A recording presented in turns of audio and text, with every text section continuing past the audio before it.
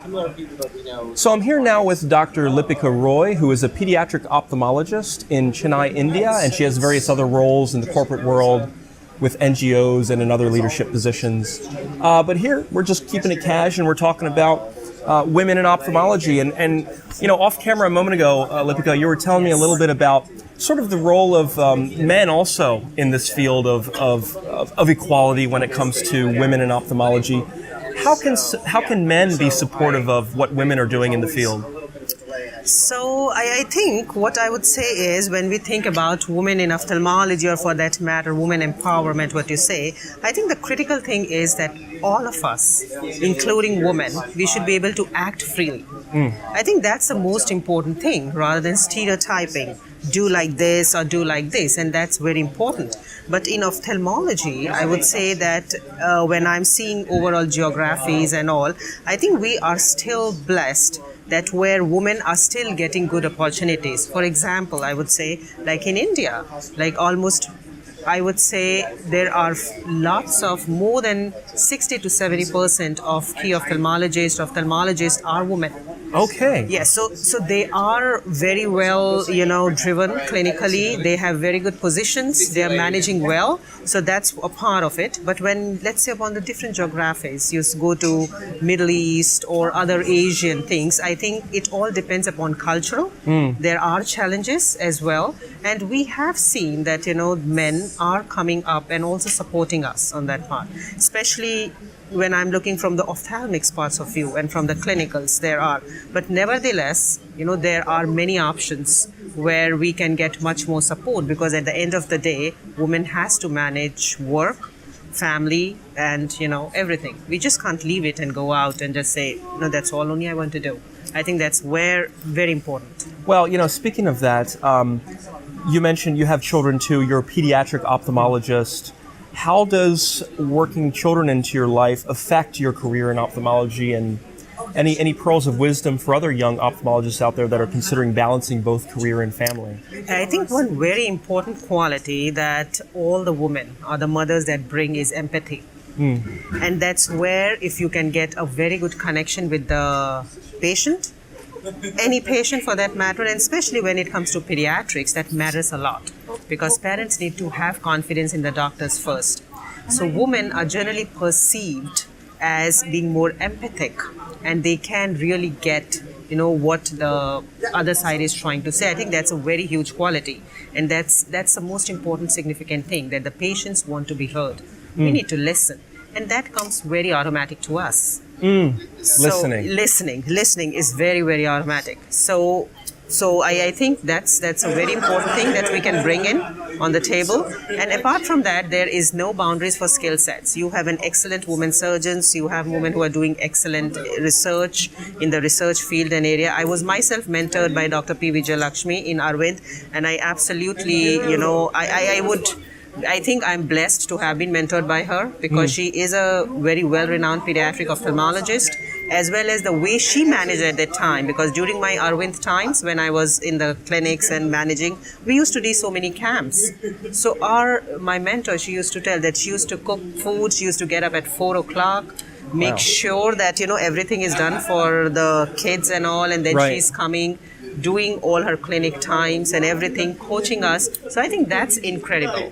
And it's like two different jobs, agreeing to manage two different careers. So I feel when we can do such a thing, managing thing, I think we can manage anything. It's just a matter how do we perceive it. Whether you're perceiving it more on the economics, or you're perceiving it more on the empathic side. It totally depends. Because, Well, I've been reading a little bit about some billionaires of the world recently, and how certain individuals actually work a lot more the more successful they get. They just love it, essentially. And perhaps, it's hard for me to speak about this, but perhaps there's a type of drive that you could embrace as a woman, and know that there are going to be these challenges because of your gender. But by knowing that, motherhood may be there, that the career may be there, that it's actually an opportunity to be an extraordinary individual in life. No, absolutely. See, the motherhood brings in lots of factors. One, it teaches us to work selflessly. And when I say that, I don't mean that you are going to establish establishments which essentially run on the cash flow. Yeah. You can't do it selflessly because you do need to have a cash flow. Like we also have our own clinics running in Chennai, but Right. that's a part of it. But at the end, your intention has to be very positive. If you make your plans based only on the balance sheets and based only on the share price or your cash flow, I think there is a ceiling you would reach very quickly. But if you start delivering very ethically, you have empathy towards the patients, I think that would work wonderfully because then there is a cause for what you are working, and that always goes much broader than whatever you said, because then there are no limits. I have hardly seen a patient who don't wants to pay, but I have seen if you are true to them, they can go to any length and they need to have a trust in you or a doctor. I think that trust is very important. And that's what essentially the motherhood teaches us. You know, we look after family, we look after our kids. We don't get paid for it. And you imagine the nation, the society, or what is being created is depending upon how educated or how a mother can teach to the kids. And I find this very, very powerful. And I think I'm absolutely fortunate to be in a place and also being supportive by my husband, where we can divide our work, we can make sure that we can do our parts, you know, and have some freedom to have time for myself, and that's important. And so I think everyone has to come together. Sure. Yeah. Well, you know, that's interesting because even now in the U.S., sometimes you still hear people referring to certain societies having like an old boys network. Yes. Or an old boy, you know, a boys club. Yeah. And yet it sounds like perhaps India can be a model for the world as well in terms of how more equality is coming into the ophthalmic workplace. Absolutely. For ophthalmics, yes. And we also have a society in India, you know, a typical one, a woman in ophthalmology from the Indian perspective. And each state also have their own mentorship, where a key woman who is accomplished in the field is kind of mentoring few students and all. So I think this is very powerful, and definitely I think India can be on the forefront because we are, if you see, now it's very interesting. I was just reading about it. If you see, just go back into our culture, I think India was the first culture where there was no difference between feminism and masculinism. If you go 1,000 years back, you know, from where the civilization started. So that's from where our values are. You go to our old scriptures, we don't see the difference. There woman is worshipped. Because woman, the femininity brings it a very important aesthetics, grace, empathy, and, you know, a natural intuitive power to the system, which is important. We can't only talk on sales, economics, because your society would crumble. You need to balance both masculine and the feminine.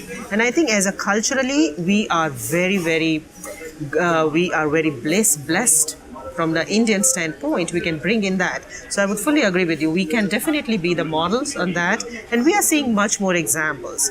But I still feel that there is a huge need for the grooming and mentoring, because some women are getting pushed by the way of their positions, or they are just born with a silver spoon, you know, where their parents and all have been leading it. But what to the crowd where they have no connections, or let's say no reach and all, I think there is still a huge scope in that. But I'm sure, you know, like myself, all of my colleagues do understand that, and that's why they've started this program. So, Lipika, from your point of view, what country or a particular part of Asia Pacific do you think still could learn from the Indian example, but also just use a little bit more help when it comes to equality in ophthalmology? Okay, so, you know, I have been, going around most of the Asia Pacific by the nature of, because I'm also consulting corporates at the very high leadership positions. And I have been going to Middle East and things. So there are definitely some challenges which are more cultural, I would say. Like for an example, if you have to be in Middle East, I can't have a conversation like this with see. any of their male ophthalmologists. Okay. So you have to be accompanied. There is a certain decorum which has to be followed, which I think is more on the cultural. But even there are excellent examples where women have come out of all these challenges and have stood an example. So I think what we all as a society or as something, we have to make sure that they get enough support to be moving forward. Plus, there are few people who definitely come out of all the adversities and make the mark, but there are lots many who are under that. I think that is a kind of a support, whether it's a corporate in ophthalmology world or whether it's a ophthalmology from the clinical point of view. That's where we have to make sure that all these societies which are working are also reaching to that part. So I think there are differences, and as you mentioned, the boys club, that is still very, very relevant, and I would say in some way reasonably powerful in corporate world. It's not very easy. Sometimes I have faced my challenges as well. If I take on the other side, whether it's ophthalmology or non-ophthalmology, so that's a totally different story. So what you are talking and me are talking is just a tip of the iceberg now, just the clinicals in ophthalmology. And going back to the Middle East for a moment, I mean, as you mentioned, that there are certain constraints within that culture that are cultural specific. But perhaps, if I could have a thought here about this, could that be considered sort of a framework? And then upon that framework, you could then expand certain notions of equality. So in other words, every country may have a baseline. And then from there, at least gradually, you could change things from the baseline that exists. Yes, and I think, it's what we could be doing is there would always be a baseline for each country or for the whole region. I think what these societies and all can do just to make sure. And I would say, when we talk about women equality and all, I also have huge respect for my male colleagues because there have been a lot of them who have been responsible in making of me what I am today. It's not possible because every person brings its own perspective. But I think where we go wrong is stereotyping. Right? Now, let me give an example. Let's say after the whole, your conference and things are over, you go down for a drink, as an example. Yeah. If it is not culturally relevant for that culture, example, any young woman, or they just go out and they should not be stereotyped. Now, that is done not because of that situation itself, it's because of the culture which we are coming in. So I think the societies needs to provide a powerful mold where they can have some processes, or maybe they could have some ways where the woman can come in, apply, and they can be groomed accordingly, which are respectful to the culture, because we have to respect that, the culture, as well as they also understand that, how you can break the stereotyping of that culture by taking the help from the culture itself, because no culture says that you just restrict any human being. For me, whether it's a male or a female, it's a human first. Right? So I think those would be very important, and we all have to work hand in hand. I think there was one example about how it's still challenging for women to, for example, network with men after hours. That there could be some social issues related to that. And I wonder if, congresses like this, whereby it could provide a safe atmosphere, maybe a little bit later in the day, serving some even non-alcoholic beverages, but allowing both genders to come and participate, socialize at that hour, and drive forward the message that business networking can involve both men and women across societies. Perhaps, in other words, organizations can take a role to make things happen. Absolutely. I think you have made a great point, because I think that is very much required, and some of them are doing it, whether it's intentionally or non-intentionally. I think that kind of thing would be very powerful, so that everybody feels very, very safe, non-challenging, not being judged, and can go and express. Because I have come across quite a few examples where, let's say, men do a slight mistake or do anything just because they have so much of a backing, right? Their own men's friends or the men's club and all, that it is a small thing. Yeah. But the same time, if a woman does it, it's like a huge issue, right? They take it differently. And I think that lots of evil is rooted in our culture where we misinterpret it. So what's a big deal if I or any woman goes out and have a couple of drinks and can talk? You cannot be misinterpreted. I think this is very, very important. And I as I said, I really have to thankful and very respectful to the men in my life who have made me like this, what I am, and who have always provided me an opportunity where I was not being judged. But then I had my own challenges when I'm walking the path. So when I look at it, I can definitely make sure that if any of my colleagues is coming in, I can warn them or I can tell them what to do and how to do. But I think that moment you start acting fearly and there is a fear of being judged, you are not yourself. And perhaps that's a characteristic for all people. Yes, exactly. Be yourself. Be yourself. Why not? I mean, just express what can happen. You can be not so wrong that you have to be, kind of judged or do anything. And your growth should not depend on that. Because unless you're fearless, you can't be creative. You have to do mistakes. So I feel, anybody, and that's very typical for the surgeons. If a surgeon is saying, I'm not making any complications, I think he's not a good surgeon. You have to, because more and more you get very different environment. So it all depends how beautifully you pass it rather than whether you fall down or get up. Getting up is more important, I think, because everybody falls down. That's okay. But we can't just take that person too long for that. I think this is still happening. And, perhaps finally, Lipika, if you could speak to a little bit about your life in ophthalmology or even before, what were some of the seminal moments that sort of made you who you are today in ophthalmology, whether they're positive or negative things that happened to you? Okay, so I would be very honest here because I hope this message reaches to as many as colleagues as possible. So as a clinician and all of us, we are always trained for what we have done. And as I said, I was just very blessed and I just had the opportunity to work at Arvind Eye Hospitals where my mentor was Dr. Vijay Lakshmi. So I could learn what an hard work means, what the discipline was. So this was fine, but I also had my career in the corporate world. When I was stepped into, I was getting the comments like, you cannot understand business because you are a medical. You cannot do this because you're a woman. And I was like, just hold back. What is this? Because you feel very bad about it. They just don't discuss with you. Your commercial teams are just not ready to give you the whole information just because they think you're not capable of it. And I think that's the biggest insult anybody can have it.